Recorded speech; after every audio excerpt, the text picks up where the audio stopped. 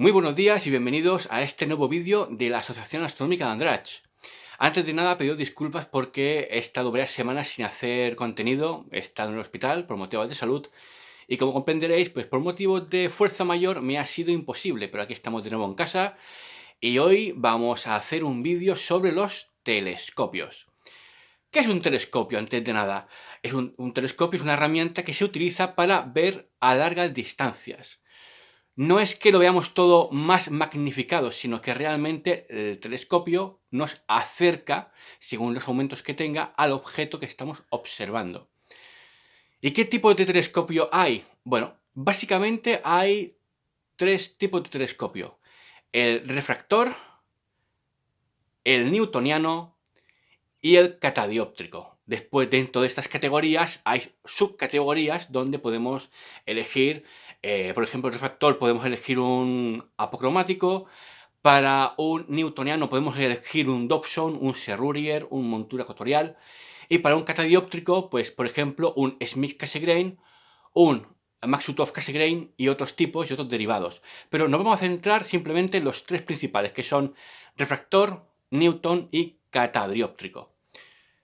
El refractor es el típico que usa lentes en la abertura y después usa la lente del ocular para magnificar una imagen y observarla. Por ejemplo, sería el telescopio que usó por primera vez Galileo Galilei, inventado por Hans Lippershey, y lo usó para ver, por ejemplo, las estrellas Saturno, Júpiter o la Luna en el siglo XVII. Después tendríamos el newtoniano. Este ya es un poco más complejo, usa espejos y la única lente que utiliza es la del ocular, creado por Isaac Newton también en el siglo XVII. Y después tendríamos ya el catadióptrico. En este caso, por ejemplo, tengo aquí uno para enseñaros, un Maksutov-Cassegrain. Es un telescopio que usa una lente correctora en la abertura, usa dos espejos similares a los que tiene el newtoniano, pero en otra disposición, y la lente del ocular para magnificar la imagen que estamos observando. Todo esto está muy bien, pero ¿cómo se usan? Y lo más importante, ¿cómo podemos calcular los aumentos máximos de un telescopio o los aumentos que estamos usando en el momento en que lo tenemos en estación? Estamos mirando, por ejemplo, la Luna o Júpiter. Este cálculo es muy sencillo, simplemente es, para calcular la potencia o aumentos máximos teóricos de un telescopio es multiplicar el diámetro que tiene el telescopio por 2. Es decir, por ejemplo, un telescopio que tiene de abertura 200 milímetros, multiplicamos por 2 y son 400 aumentos teóricos máximos, aunque para un catadióptrico siempre son más de lo que se calcula, ya que tiene mucha mayor captación de luz de lo que tendría un Newton o un refractor.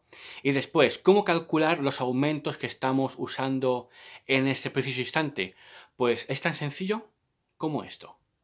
Tenemos, por ejemplo, el telescopio que os comentaba antes, el catadióptrico de 120 por 1200 de focal, para saber qué potencia, qué aumentos estamos usando en el momento, en el instante que lo estamos utilizando para ver el firmamento, es simplemente dividir su distancia focal en milímetros con la distancia focal en milímetros del ocular. Este es un 9 milímetros, un ultra wide super Plossl.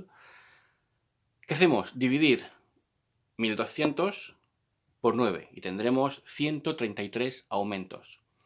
No nos bastarían para ver la división de Cassini de los anillos de Saturno, pero veríamos ya el anillo de Saturno, la forma de sus nubes, algunos colores, por ejemplo, en Júpiter veríamos la banda de nubes, veríamos sus lunas, detalles de la atmósfera, la gran mancha roja ya está visible, la Luna veríamos muchos detalles de la superficie lunar, Marte podríamos comenzar a observar algunos detalles de la superficie como algunas regiones oscuras y los casquetes polares. Si aumentamos la distancia focal del ocular, estaremos reduciendo los aumentos.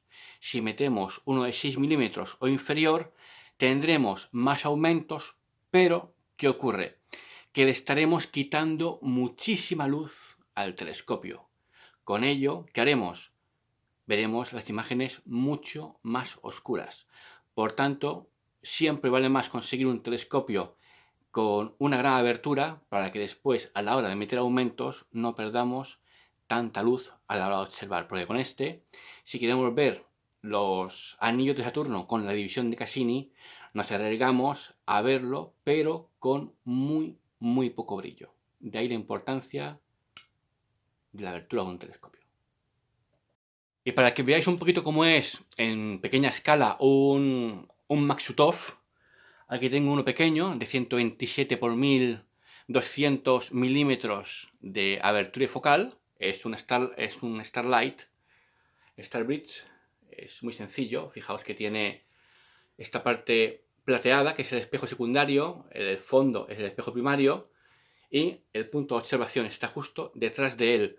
En un Newton tendríamos el punto de observación en el lateral, sujetado por la araña, y en un refractor sería simplemente lo mismo, pero en vez de tener los espejos sería un tubo que simplemente tendría una lente de entrada, saldría la luz por el ocular y aquí estaremos observando sin ningún espejo por en medio, a no ser que estemos usando un prisma, que el espejo estaría justo aquí detrás.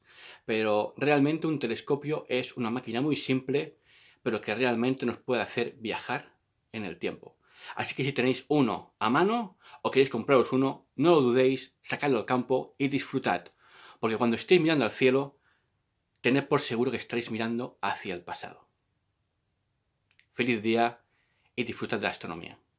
Hasta pronto.